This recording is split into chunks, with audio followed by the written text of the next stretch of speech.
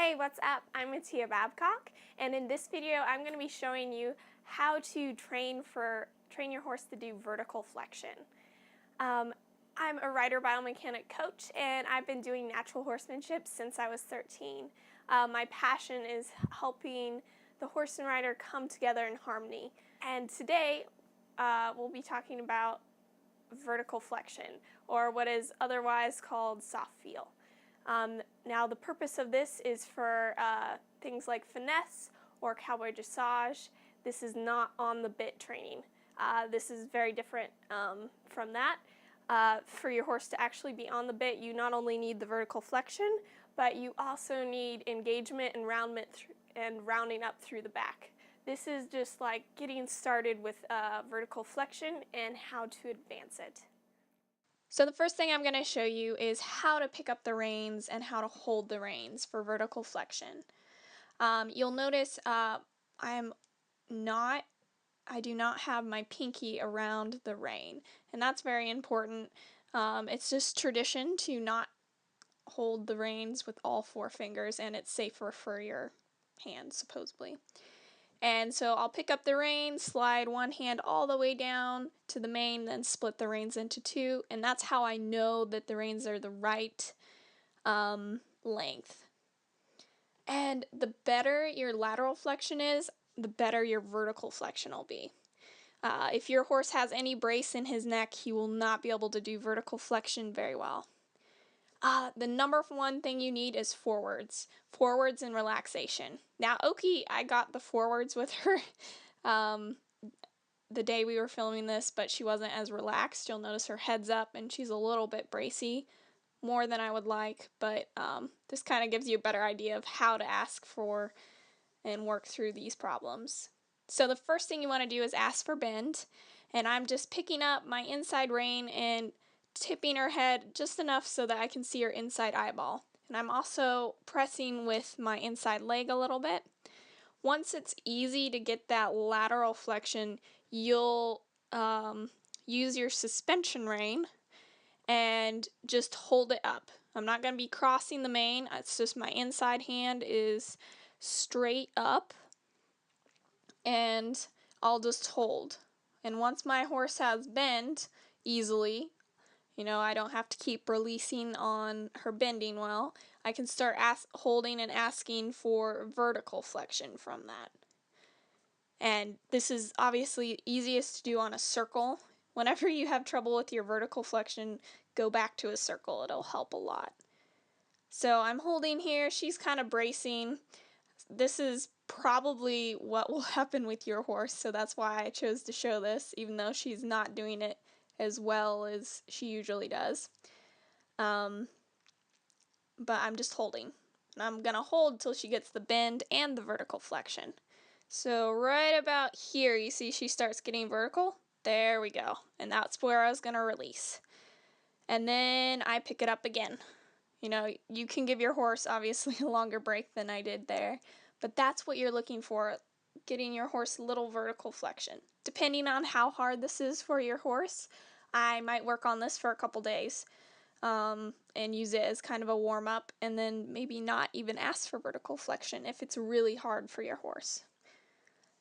Okay, and so starting with actually picking up the vertical flexion and holding it. Now, remember, this is something that's building up your horse's body, so you don't want to ask for a lot of it right at first.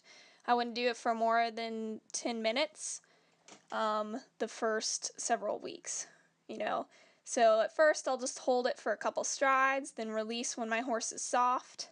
Then eventually, I'll hold it for a whole circle, and then eventually, I'll hold it up to 10 minutes. You just want to make sure that you don't get your horse sore with this, because he is using his muscles maybe differently than he has before. And here's me working on it a little bit at canter. Obviously, you want to start it at a stop and then walk, and you want to move on from walk to trot pretty quickly. You don't want to do a lot of it in walk. Trot's really where you want to work on most of it until you get it really good. Then you can start asking for it at a canter. So this is me working on it at a canter, and I just have my hands kind of planted on the saddle so that she can kind of give to herself. And she's doing really well here. Usually she has a little more trouble with it. Oki's problem is probably overbending more than anything else, which I don't mind because when we go to a show, I know she will be perfect.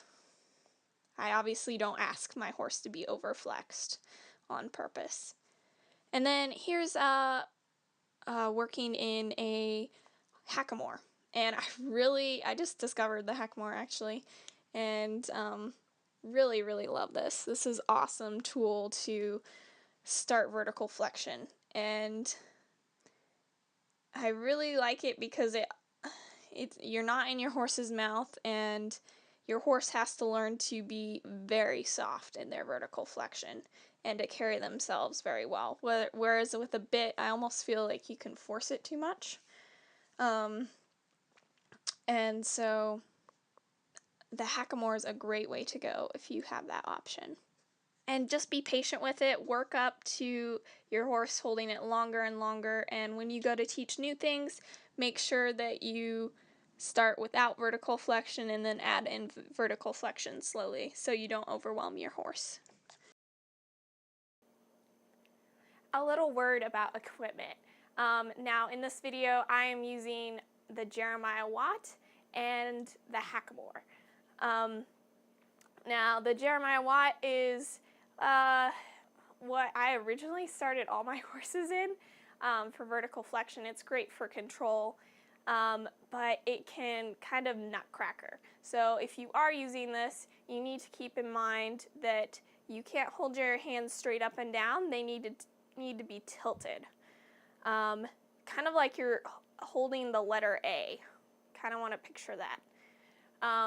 And this will actually encourage your horse to have vertical flexion. If you have your hands straight up and down, it's just going to nutcracker on your horse's mouth and make it so he doesn't want to do that vertical flexion.